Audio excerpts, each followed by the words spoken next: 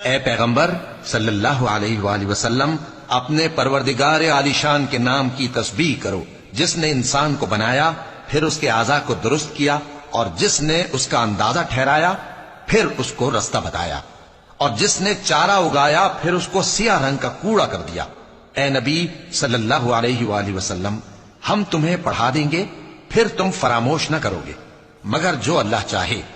وہ کھلی بات کو بھی جانتا ہے اور چھپی کو بھی، اور ہم تم کو آسان طریقے کی توفیق دیں گے، سو جہاں تک نصیحت کے نافع ہونے کی امید ہو، نصیحت کرتے رہو۔